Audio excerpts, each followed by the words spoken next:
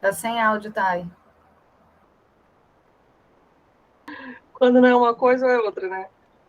Bom, vamos lá, então. Hoje é o artigo 246 da Lei 6.015, né? Mas que foi aí alterado pela 14.382. E vamos continuar falando, assim como no encontro passado, a respeito das averbações, né, de como que funcionam as averbações nas matrículas, se haverá custo, se não haverá. O 237A fala bastante sobre isso, principalmente nos casos de loteamento, parcelamento de solo, como que é feita, né, o desdobramento das matrículas, filhas, e aí, consequentemente, do pagamento ou não, né, dessas aberturas e depois dessas averbações e registros que são feitos em razão desses negócios, né.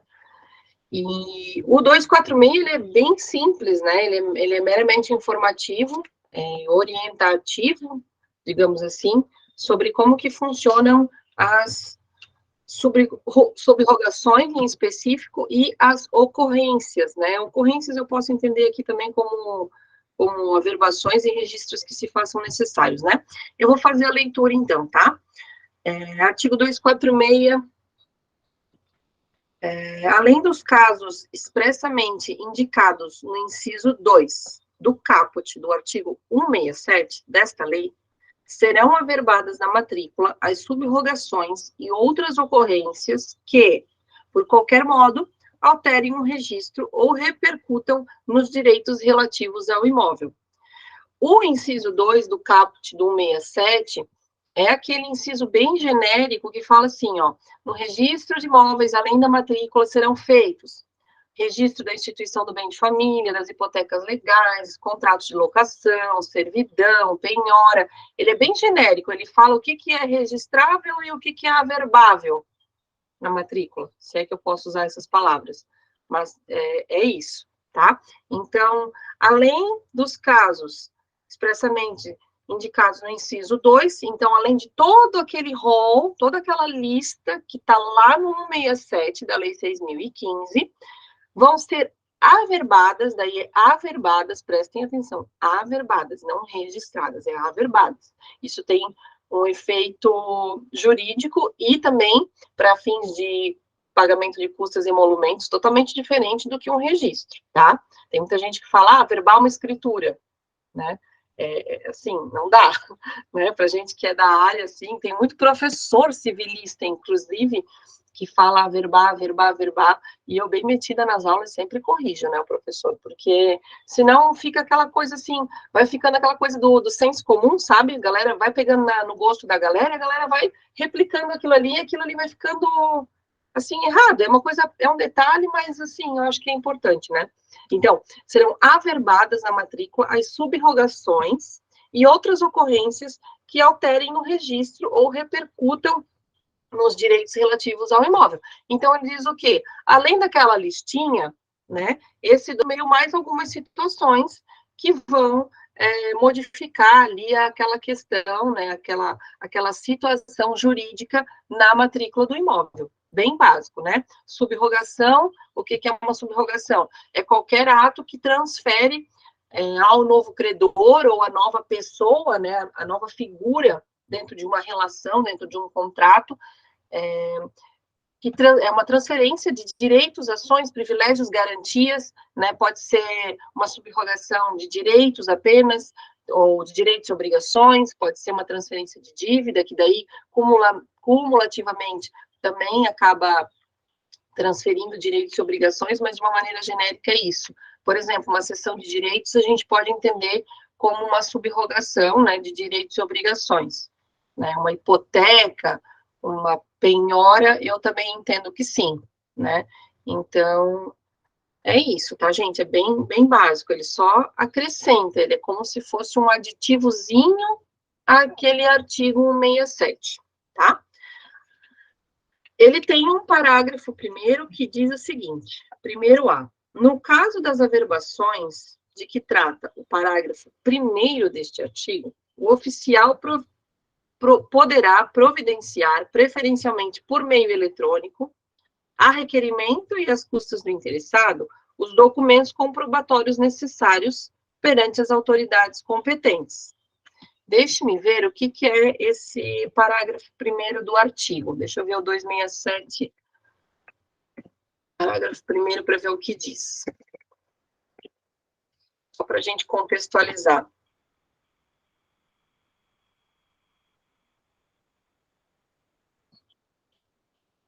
Não, 246.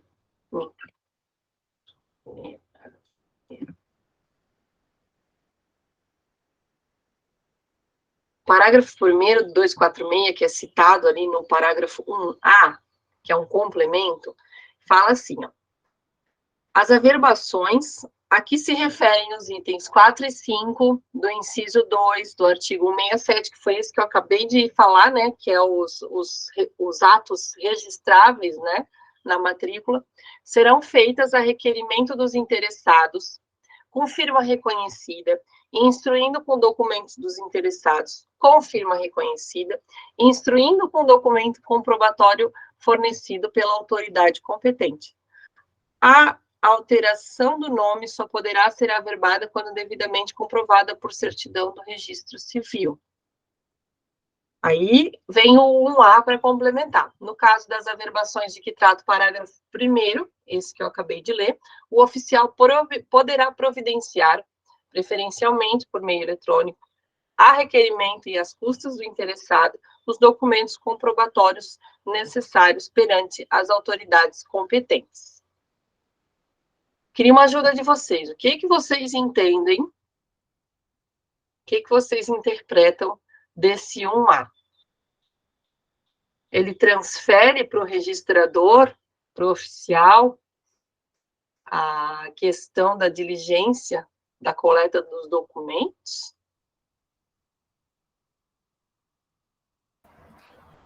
Eu fiquei na dúvida também. Antes de você ler aí, eu tinha visto ele, fiquei na dúvida. Eu não sei se... Eu entendo que esse parágrafo, ele dá ao registrador a oportunidade de solicitar se ele entender necessário. Eu acho que, assim, eu não entendo como uma obrigatoriedade de que sempre que for fazer a averbação, ele precise requerer tudo. Isso, até porque ali diz poderá, né? Poderá providenciar, não deverá. É caso ele está inseguro e opta por pedir, ele pode, entendeu? Eu fiquei... Outra dúvida que eu tive foi a respeito do caput, né? A respeito do caput, eu fiquei na dúvida o seguinte, será que... Então, agora a gente pode averbar uma escritura de cessão de posse e cessão de direitos hereditários, porque eles não são... A escritura de cessão, se não me engano, ela não é passível de registro, não é? E aí, poderíamos averbar a partir de agora, então, pelo menos para dar publicidade? Eu acho que não. Cessão, no meu entendimento, ela não é registrável. Se fosse uma promessa, aí sim, eu entendo que poderia. Mas a cessão pura e simples, eu entendo que não. Acho que vai vir uma nota devolutiva falando que não... Oi? Uma promessa de cessão poderia, então, averbar isso? Sim. Eu entendo que sim. Eu tenho até acompanhado algum conteúdo de alguns registradores que também estão reunindo e debatendo sobre esse assunto, e antes mesmo de vir a 14.382, já aceitavam, já havia orientação para que promessa de cessão de promessa pudesse ser levada a registro. Mas agora, só a cessão, não. Ela precisa realmente conter lá ou promessa ou então o termo compromisso, que a gente sempre encontra essa discussão sobre compromisso ou promessa. E com relação ao o parágrafo 1º A, eu entendo que a gente sempre cai nessa situação da pegadinha. A gente acredita que isso vai atribuir o registrador a algo além, e aí nós temos um verbo que o permite fazer ou não. Ele pode ou não. Aqui nem coloca deverá mediante o requerimento. Então, às vezes a pessoa pode fazer o requerimento, querer pagar, e o oficial fala, não, eu não sou obrigado. Lá fala que eu até posso, mas eu não concordo com essa disposição, não tem nada que me obrigue. Então, e principalmente quando você pensa na questão de arrecadar documentos, você até pode fazer uma analogia que eu acredito que muitos registradores vão chegar nesse sentido de que qual é o real sentido do termo custas? Será que custas seriam só os emolumentos? Eu acredito que eles vão pensar muito mais na linha de que custas também do próprio interessado já providenciar a documentação, até porque alguns registradores que eu havia conversado, eles estão discutindo que não, o requerimento vai ser do interessado para que eu possa, né, ter acesso a esses documentos comprobatórios, mas não é para que eu possa buscar os documentos comprobatórios, é para que eu possa direcionar os documentos comprobatórios às autoridades competentes. Olha como que eles estão dando uma volta nesse parágrafo primeiro. É isso.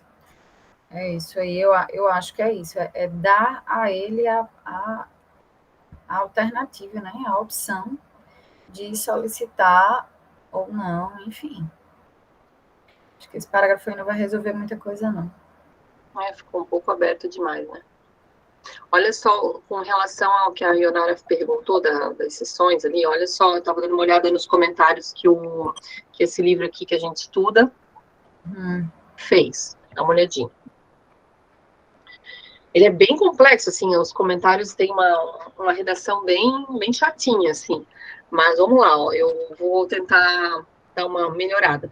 Ele diz assim, ó, a matrícula não pode ser desaguadouro, né? Não pode desaguar na matrícula, né, qualquer tipo de informação, sob pena de fragilizar o próprio sistema registral imobiliário. Então, não dá para ficar indo depositar lá na matrícula qualquer informação que acontece com relação àquele imóvel, né? Tipo assim, plantei uma árvore, né? Claro que não, né, gente? Mas assim, qualquer situaçãozinha, qualquer negociaçãozinha, ir lá e registrar. Porque isso torna um repositório de factualidades desimportantes ou sem qualquer sentido jurídico, né? Então, a questão da legislação diz que o ato a ser lançado na matrícula possui relevo jurídico. Aqui fala da ratio legis, né? Está em perquirir se o ato a ser lançado na matrícula possui relevo jurídico aos olhos de um eventual interessado em negociar o imóvel. Então, está mais ou menos aí o critério da qualificação registral, segundo ele. Possui, repete aí, Thay. Possui. A ratio legis está em perquirir se o ato a ser lançado na matrícula possui relevo jurídico aos olhos de um eventual interessado em negociar um imóvel. Sendo a resposta positiva, deve-se seguir na qualificação registral do título apresentado. Do contrário, a averbação deve ser sumariamente obstada. Na mesma toada de direitos puramente obrigacionais, olha só, puramente obrigacionais, devem transitar fora do folho real, ainda que reflexa ou futuramente possam ensejar negócios imobiliários. Então, aqui já dá para entender mais ou menos a interpretação que a gente deva dar, né? Então, se a gente tem algo ali meramente obrigacional, de repente não é uma sacada levar registro. Agora, Tainá, me surgiu aqui uma dúvida. Por exemplo, promessa, a cessão de direitos, né? Tem aí essa dúvida do entendimento de se ele é levado ou não a registro. Mas eu posso levar ele para o cartório de títulos e documentos. Uhum.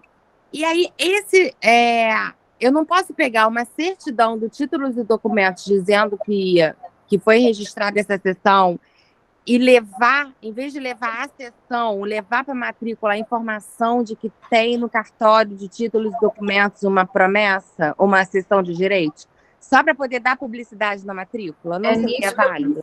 Aí faria a verbação, que aí eu entendo que esse artigo autoriza a averbar para dar publicidade. Afinal de contas, é uma importante transação para quem vem a ter a intenção de adquirir esse imóvel. Porque você não está averbando a cessão.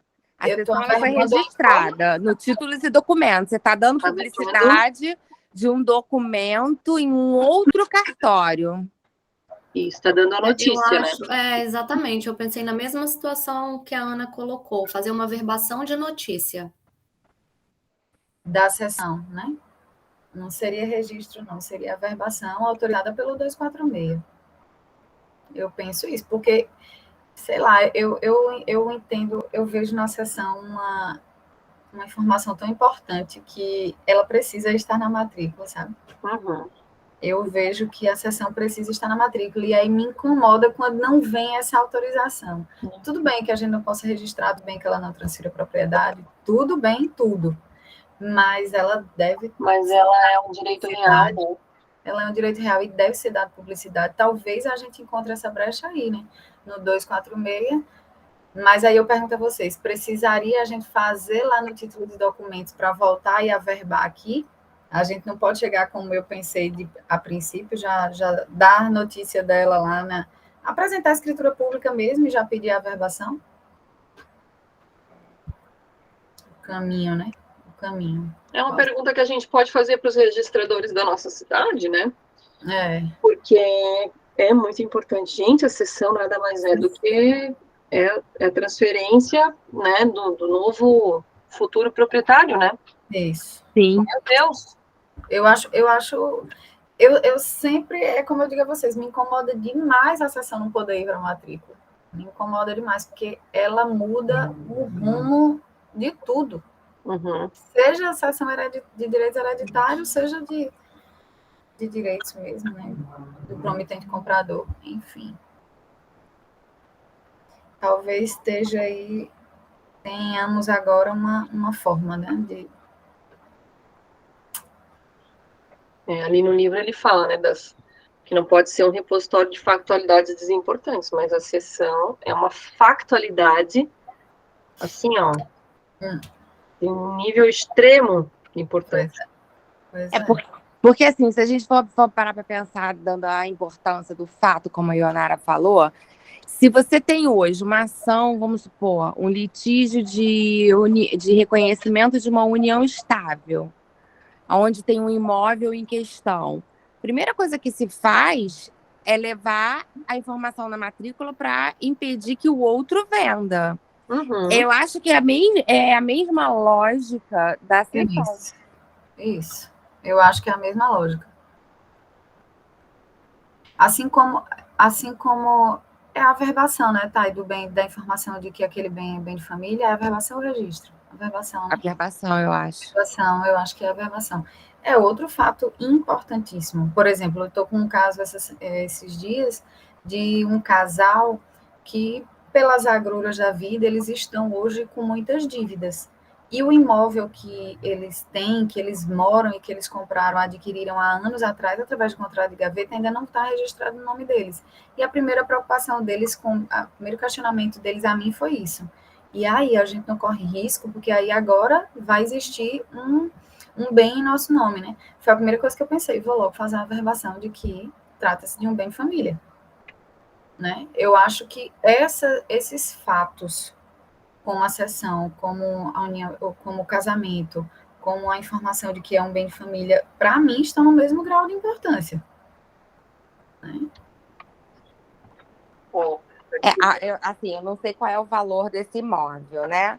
Mas existem alguns entendimentos que eu andei lendo que diz o seguinte: dependendo do valor do imóvel, mesmo ele estando como bem de família, se sobrar, se servir para quitar a dívida e sobrar dinheiro para que ele compre um outro imóvel, está sendo permitido. Ainda assim, a averbação, mas não é o caso deles, porque o imóvel, as dívidas têm valor... São maiores do que o valor do imóvel. Com certeza o imóvel vai ser um imóvel aí de 250 mil, não vai passar disso. Eu ainda não tenho avaliação oficial, né? Mas, assim, as dívidas são muito maiores. Mas, enfim, o que eu posso fazer por eles é isso, né? Concordo? tentar proteger é o que resta, né? Então, eles não têm, eles estão com contrato de gaveta, não é isso? Isso.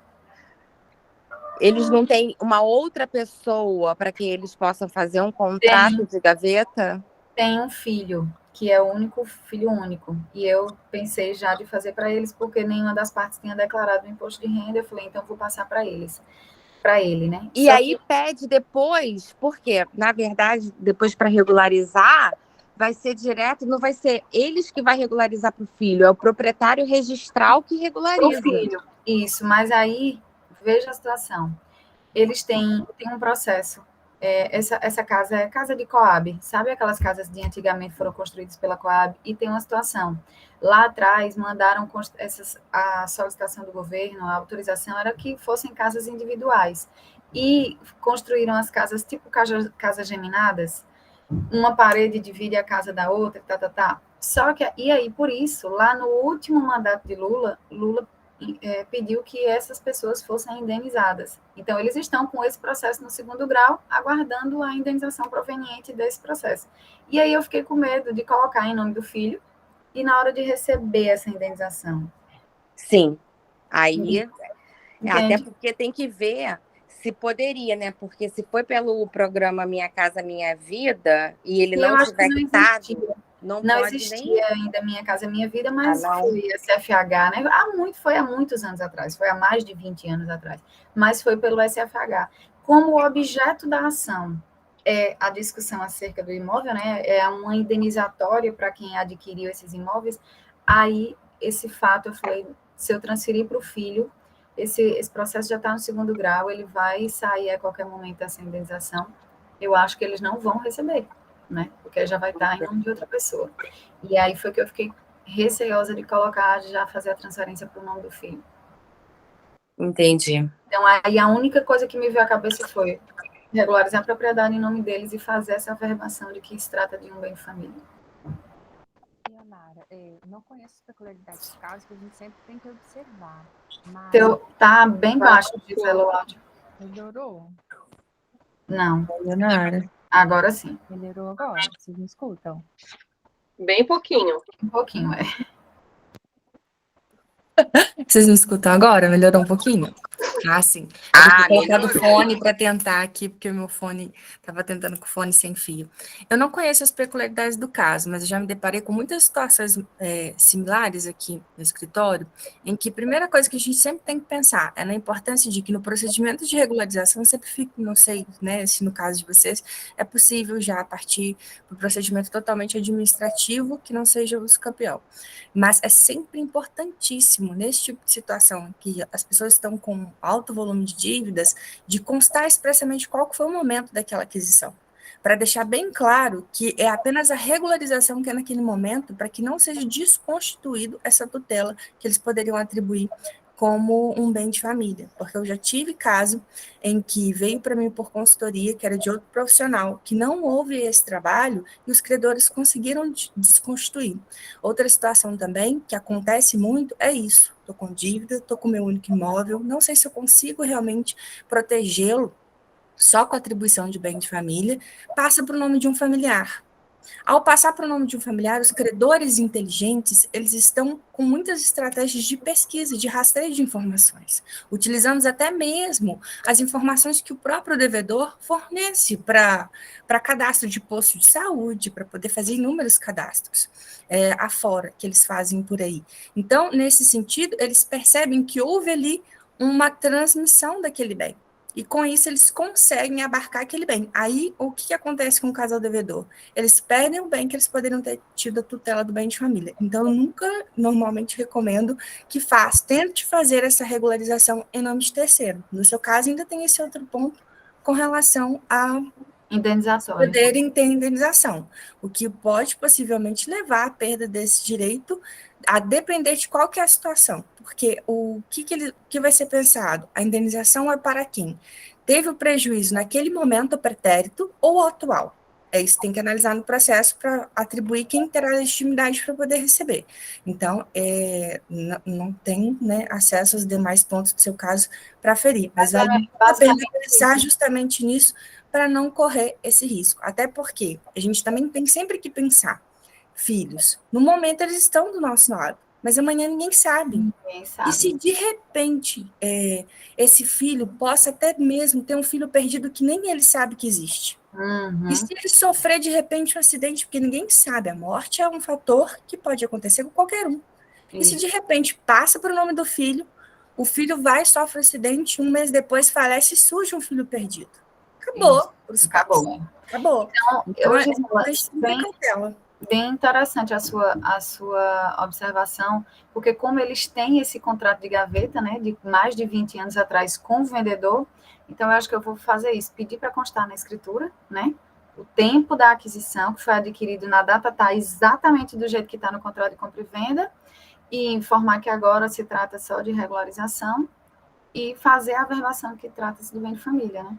E isso facilita até mesmo, claro que vai ter discussão, né, sobre qual é a lei do ITBI a ser aplicada no tempo. Eu já estou discutindo isso com a prefeitura. Eu sempre defendo que é do tempo da negociação. Se você tem um título que lhe permite atribuir com segurança, que foi naquela época, é isso que eu luto. Aqui na minha região, nos cartórios, o pessoal já sabe, já vendo, esse aqui vem de onde? Nossa, esse aqui a gente sabe que vai ser um pouco complicado. Eu sempre luto porque a divergência de valores geralmente é muito grande.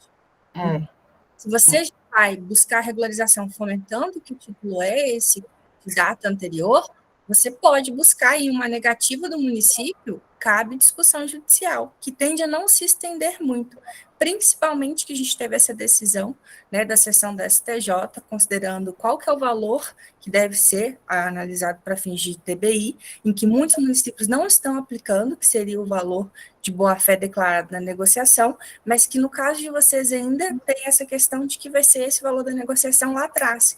E aí buscar desconsiderar o valor da negociação naquela época é um ônus do município, não é do interessado.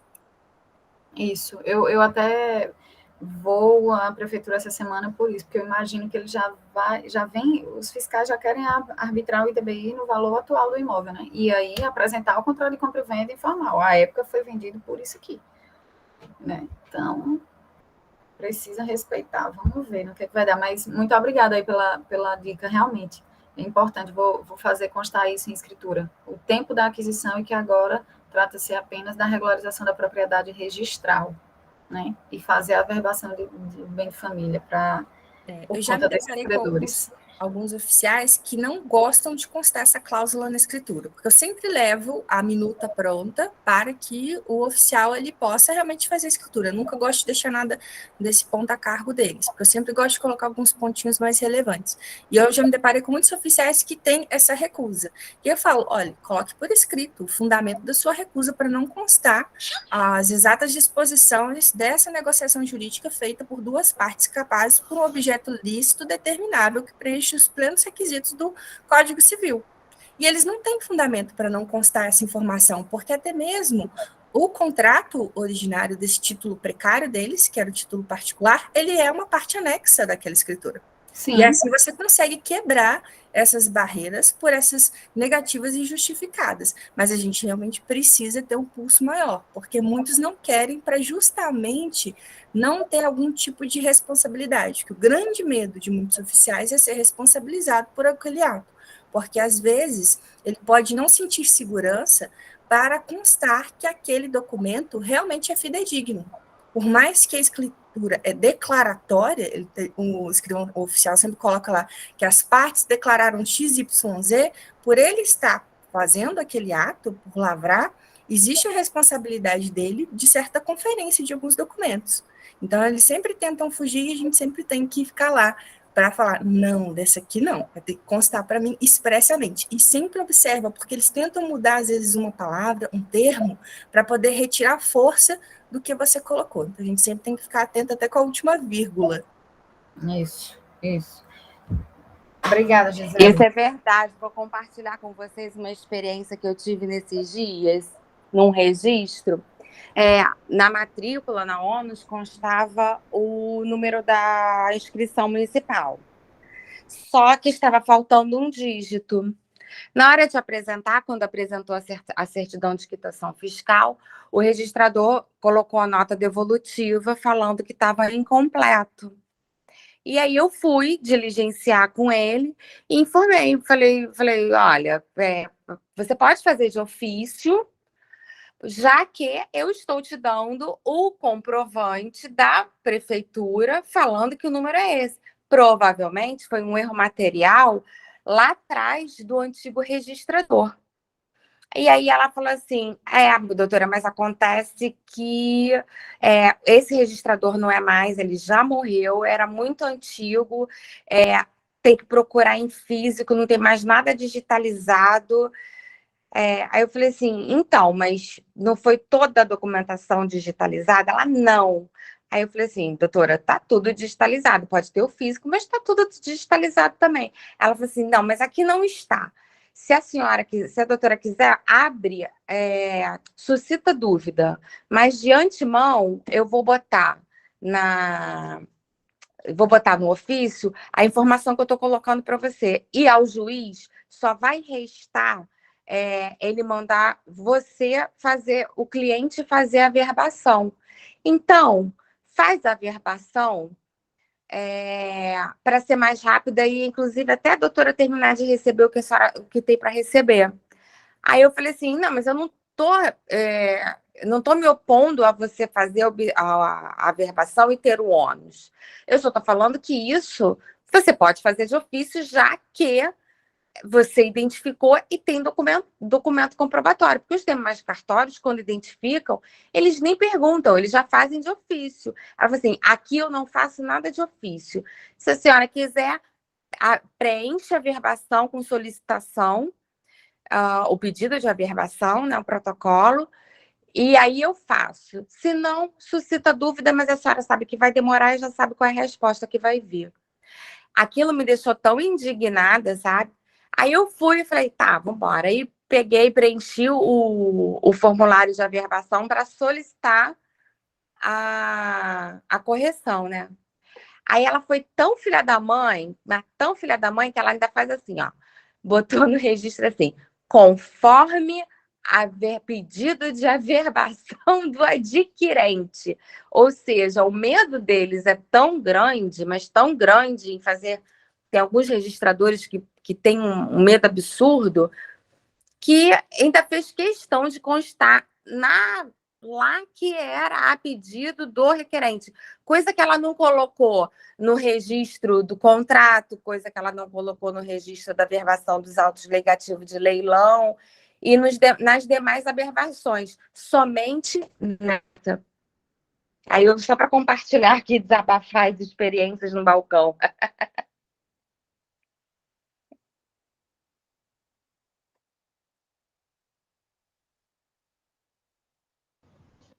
Bacana, pessoal.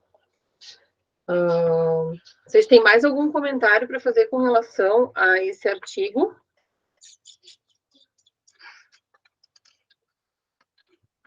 Eu vou mandar para vocês, estava dando uma olhada aqui no livro, ele traz vários exemplos, tá, de ocorrências que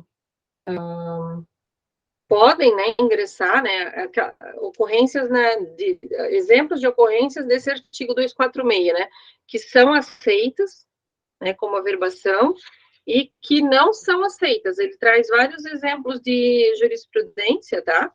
Eu vou mandar esse PDF no grupo para poder ampliar a nossa compreensão. Tem várias situações aqui que eu nem imaginava. Então, interessante. Vou compartilhar com vocês ali depois, tá? Se a gente não tem mais nada para pontuar com relação ao 246, a gente vai para o 251A. O 251A, ele é uma inclusão, ele é novidade, ele trata sobre a possibilidade de resolver na via extrajudicial uma possível resolução, um possível distrato, né, de uma promessa, um compromisso de compra e venda já registrado na matrícula. Então, se eu faço lá um registro de um compromisso de compra e venda, e se porventura acontece de o meu comprador ficar inadimplente, eu posso resolver isso na via extrajudicial. E aí ele dá todo o passo a passo de como que isso vai ser feito, né? Aqui o livro diz assim, ó, as novas diretrizes legislativas tornam a concentração imobiliária, através do compromisso de compra e venda, extremamente atrativa e muito eficiente, por ocasião da inexecução contratual. Vendedor e comprador, de modo equilibrado, agora se encontram amparados para deduzir, na via extrajudicial, suas pretensões para a efetivação dos respectivos direitos. É responsável, esse artigo aqui, pela ampliação da desjudicialização do cancelamento dos compromissos de compra e venda por falta de pagamento das parcelas. Já havia previsão para o cancelamento extrajudicial dos compromissos no âmbito dos loteamentos, e agora o procedimento será aplicável a todos os casos de compromisso de compra e venda. Então, eu vou fazer a leitura do artigo 251A para a gente entender como é que se dá esse procedimento.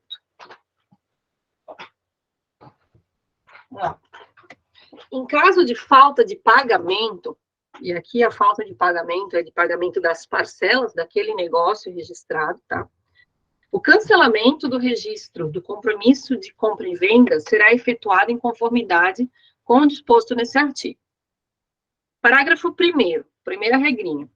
A requerimento do promitente vendedor, o promitente comprador, ou seu representante legal, ou procurador, será intimado pessoalmente pelo oficial do competente registro de imóveis a satisfazer no prazo de 30 dias a prestação ou prestações vencidas e as que se vencerem até a data do pagamento, os juros convencionais, a correção monetária, as penalidades, os demais encargos contratuais, os encargos legais, inclusive tributos, contribuições condominiais ou despesas de conservação e manutenção em loteamentos de acesso controlado, imputáveis ao imóvel, além de despesas de cobrança de intimação, bem como do registro do contrato, caso esse tenha sido efetuado a requerimento do promitente vendedor.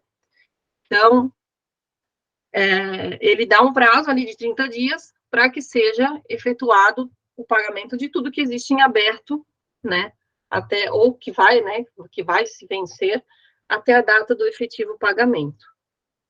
Aí vem o parágrafo 2º, né?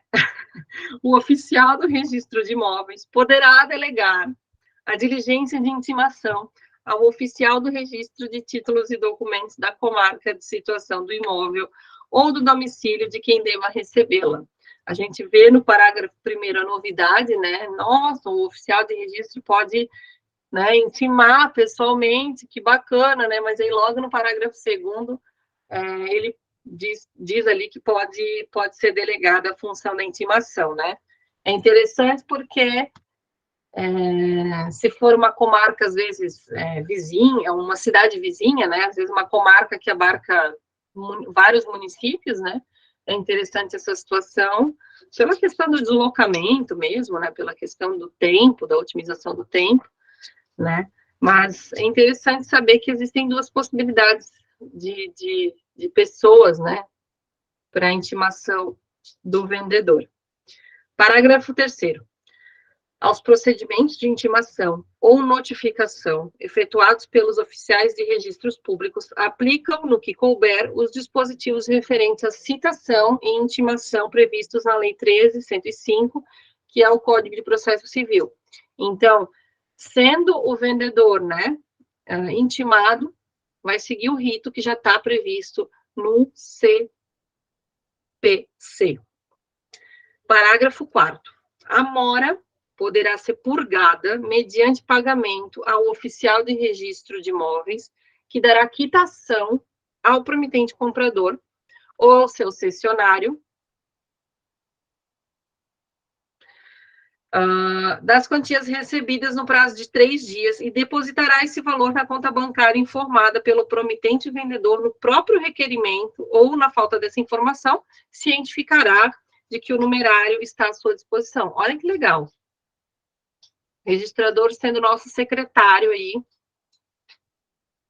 sendo nosso financeiro e efetivamente contribuindo para que... Fica uma coisa formal, né, gente? Fica uma coisa, assim, bem séria, né?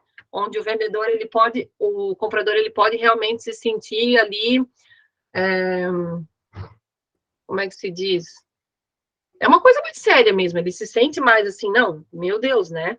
Oficial de registro, veio um cara do cartório aqui, né? Fica uma coisa mais séria do que às vezes tu só ficar lá cobrando, só mandar uma notificação e depois depender de outros meios para que isso se efetive, né?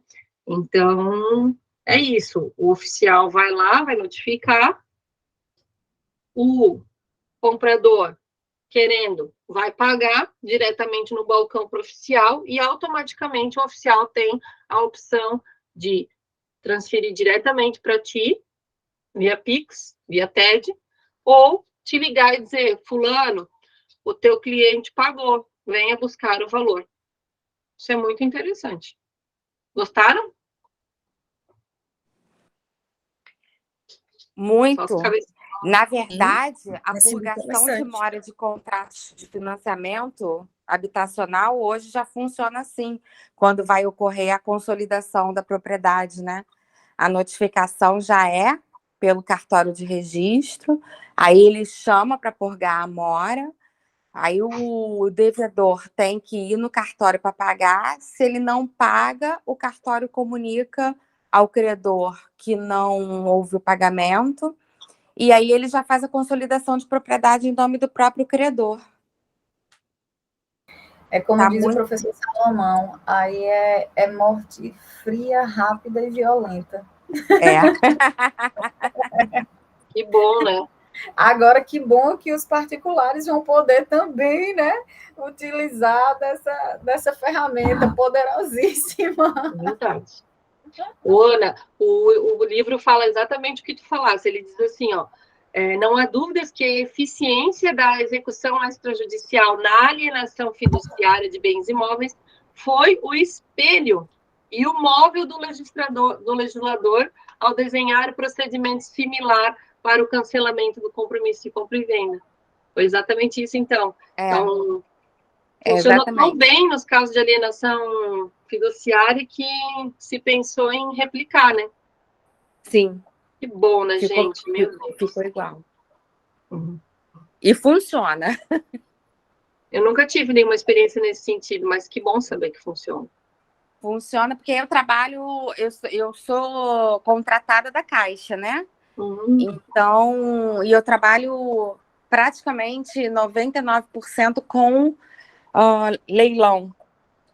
Então, eu sei que realmente funciona. Vai para purga mora, ele intima, faz a intimação ou por cartório de registro ou por título de documento, dá o prazo, se a pessoa não for, imediatamente, na semana seguinte, já está sendo averbado a prenotação da consolidação de propriedade. Consolidou a propriedade, intima os dias de leilão e vai para leilão. Nossa, muito bom. Muito bom. Bem, na sequência, depois da purgação da mora, parágrafo 5º. Se não ocorrer o pagamento, o oficial certificará o ocorrido e intimará o promitente vendedor a promover o recolhimento dos emolumentos para efetuar o cancelamento do registro. E 6º, a certidão de cancelamento do registro do compromisso de compra e venda reputa-se como prova relevante ou determinante para a concessão de medida liminar de reintegração de posse. E aí deixo aqui a minha dúvida daí para o pessoal do jurídico aí, dos advogados, enfim. Eu cancelando, então, esse meu compromisso, né, e não havendo a satisfação do pagamento, aí não tem como, né, eu vou ter que executar o contrato, né, gente? Isso. E aí é isso que eu estava avaliando aqui. Eu espero que esses contratos tenham sido feitos com essa previsão, né? E se o comprador já estiver na posse, como é que se resolve agora? Porque nos contratos de alienação, com alienação fiduciária bancária, aí a gente já tem o procedimento todo, né? Todo organizadinho. E nos contratos entre particulares, tomara que esses contratos já prevejam, né? E essa já tem aí a escritura pública com a cláusula resolutiva expressa, já que o pagamento vai ser feito, né, de forma parcelada, e que o contrato preveja o que acontece caso o comprador já esteja na posse, né? Que aí são muitas situações para serem resolvidas, além do cancelamento do registro. É verdade, horário bem pontuado. Tem as benfeitorias que, porventura, têm sido feitas pelo comprador, tem a posse. Na verdade, falta saber quem é, na verdade, o vendedor, né? E o interesse dele, porque eu creio que ele possa levar porque assim, se esse compromisso foi feito por uma alienação fiduciária, aí vai cair lá na lei da alienação fiduciária, que, se eu não me engano, é 9.514. Se ele está cancelando e consolidando uma propriedade, mas foi um financiamento, mesmo que particular, mas foi uma alienação fiduciária, aí vai cair na 9.514. Meu entendimento é esse. A maioria das vezes eles fazem sem, né? Entre particulares, parcelamento direto com o vendedor. Mas mesmo com particular, pode-se fazer a alienação, né? Porque a praxe não é essa, né? Já se faz assim para fazer o jogo mais rápido. Rápido. Né? Não, entre nós, só um contratinho aqui, já pode entrar no imóvel, né? É dessa forma. O contratinho muitas vezes é feito pelo garoto da Lan House também, né? E aí tá o problema, porque aí se for, ele pode até estar registrado, mas na hora da resolução, aí não vai ter essas previsões todas. Vira aquela bagunça. Mas, enfim, para nós que digamos assim, vamos aí assessorar um vendedor e um comprador, já tem essa tranquilidade de fazer um contrato robusto, registrar, fazer uma cláusula resolutiva expressa e aguardar. Né? Se não, já está tudo lá previsto no contrato, a gente resolve como está lá. A turma que faz sem assessoria que vai penar um pouquinho aí. É isso aí. E quando fizer assessoria, se for para quem? Caiu aí, eu acho, o sinal dela. Ela saiu da reunião.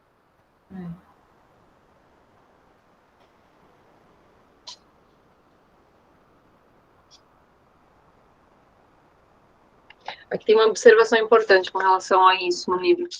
Fala: por último, insta a recordar que novel procedimento necessita desenvolver-se em relação de coordenação com a lei do distrato, seguindo suas diretrizes normativas com rigor, tanto por parte da fiscalização do registro de imóveis. É certo, no entanto, que a via extrajudicial é estreita e não admite questionamentos ou impugnação das partes, que, querendo daí, deverão socorrer-se das vias ordinárias. E aí não fala mais nada com relação a esses outros pontos que a gente comentou, infelizmente. Ele não dá nenhum tipo de luz, nem não fala nenhum tipo de comentário, nem nada. Então, quem sabe, né? Quem sabe daqui a pouco não surge uma regulamentação aí, né? Tá aí o parágrafo 6º, inclusive, bem legal já, né? Já traz a possibilidade dessa certidão de cancelamento do registro ser prova relevante para a concessão de medida liminar de reintegração de posse. Isso. Não, já agiliza bastante coisa, né? Acrescentando o que eu estava falando aí. Se esse comprador estava na posse do imóvel, já se tem aí uma uma resolução, né? Uma possibilidade, independente do que diga o contrato. Quer dizer, independente do que diga o contrato, não. Independente do silêncio do contrato, quanto à retomada da posse, o parágrafo 6º já traz aí a previsão de como acontece. Isso. Então, fica um pouco mais fácil as coisas para o vendedor. Aí a gente só fica com realmente um ponto de atenção que deve constar no contrato, que é, porventura, a realização de benfeitorias e essa indenização quanto a isso. Ponto. O resto a lei já resolve, né? Legal. Isso aí. Seguindo mais um pouquinho, porque o próximo artigo ele é bem tranquilo, assim, também eu creio que seja meramente informativo, assim, não traz nada de discussão, assim, pelo menos eu entendo. É o seguinte, é o 290A, já logo na sequência ali. O 290A, para contextualizar, ele fala sobre os atos que devem ser realizados independente de recolhimento de custas e emolumentos. Então, a gente está falando aqui de atos onde cabem a isenção de emolumentos. E aí, esse inciso, a inclusão desse inciso, inclui mais uma hipótese da não cobrança de emolumentos com relação a esse tema aqui, ó, que é o registro, aí eu vou só contextualizar de novo, devem ser realizados, independentemente do recolhimento de custas e emolumentos, o registro do título de transferência do direito real de propriedade ou do direito ao beneficiário de projetos de assentamentos rurais promovido pelo INCRA, com base nas leis 4504 ou em outra lei posterior com finalidade similar. Então, se for o caso de registro de título de transferência do direito real ou projetos de assentamento rural, os emolumentos estarão isentos nesse caso. A título de informação.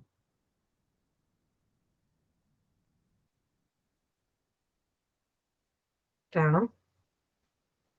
Deixa eu ver se tem mais alguma coisa importante aqui.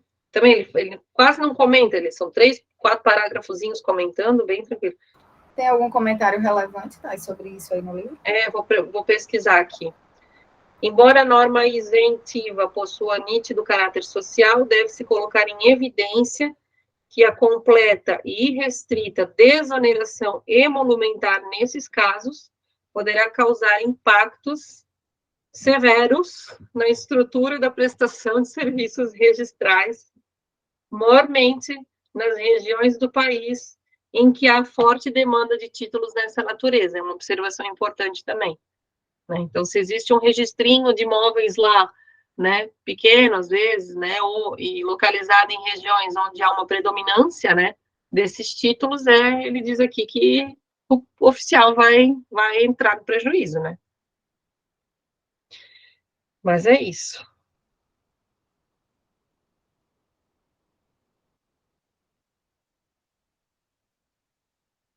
Aí ele fala, nos últimos anos, as normas isentivas têm se multiplicado sem a mínima contraprestação aos oficiais de registro. Patente a necessidade de aparelhamento de um efetivo fundo de ressarcimento das gratuidades, como medida de manutenção das atividades registrais. Legal.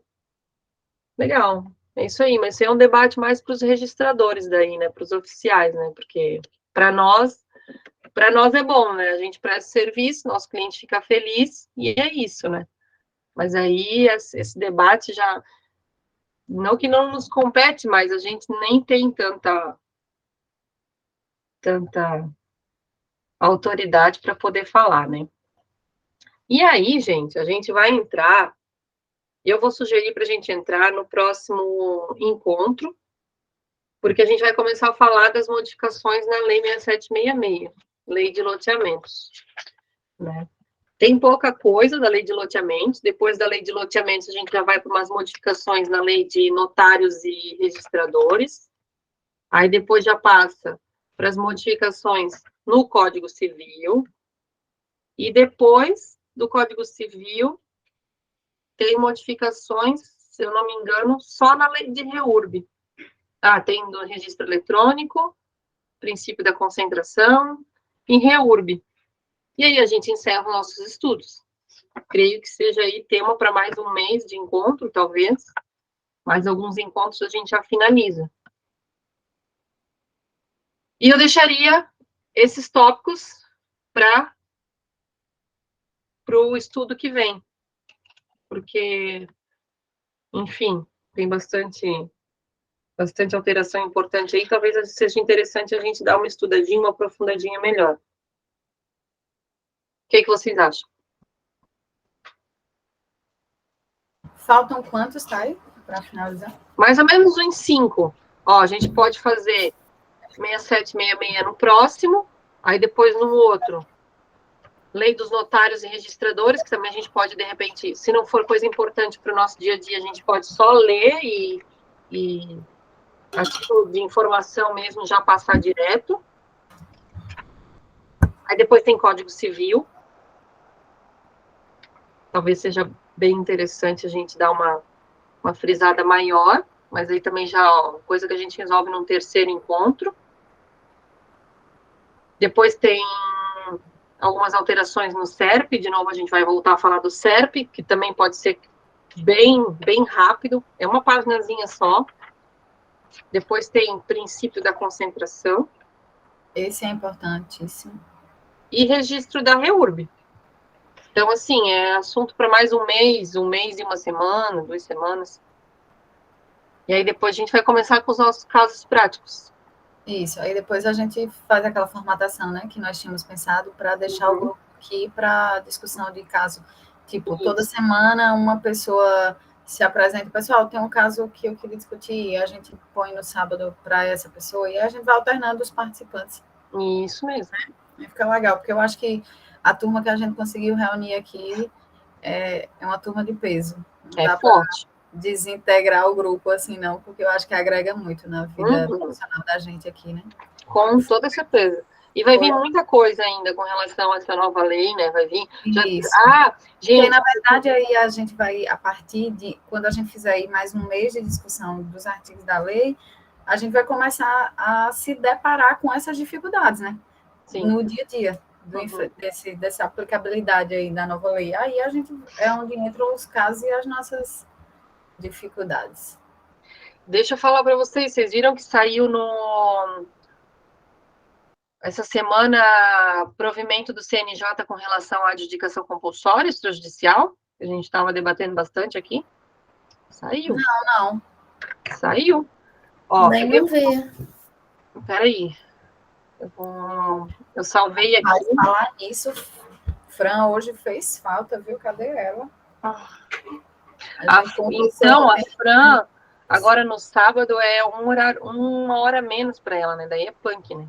É verdade.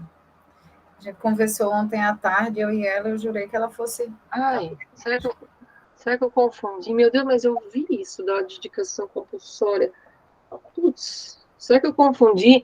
Ó, o que eu salvei aqui foi um provimento com relação à LGPD, a adequação da LGPD, um provimento 134. Mas eu vi alguma coisa também. Deixa eu ver aqui. Pode falar, quem é? Roberta falou algo aqui no chat, em São Paulo. Deixa eu ver. O que saiu foi a forma de aplicação para o estado de São Paulo, saiu no programa. Então foi isso. Legal, mas é interessante começar a ler, porque de repente... Qual foi o entendimento? Eu não vi nada. Deixa eu ver se eu... Provimento... Adjudicação compulsória extrajudicial. Ó, saiu para o Rio de Janeiro já. Não, pera.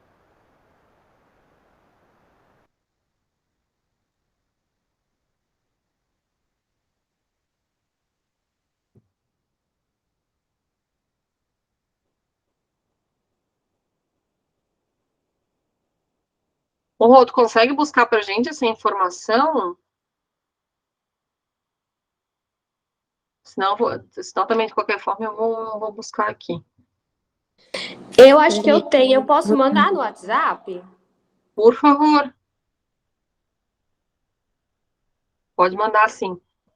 Eu vou procurar aqui também. E esse mapa mental da LGPD eu também vou baixar aqui, eu salvei para baixar e vou compartilhar com vocês ali. Eu participei de uma palestra de LGPD essa semana, foi muito legal, foi muito bacana.